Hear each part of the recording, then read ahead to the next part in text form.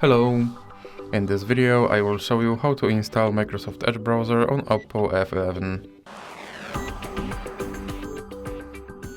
So you have to start by opening your Google Play Store, then click on search bar and type in Edge.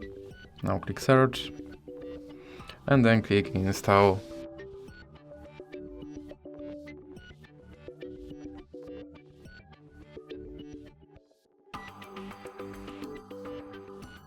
Now you can click open.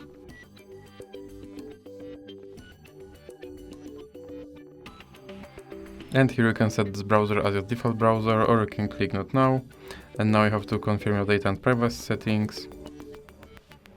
And as you can see, my Microsoft Edge browser is now installed and is ready to use. So that's it for this video. If you liked it, please remember to leave a like and subscribe.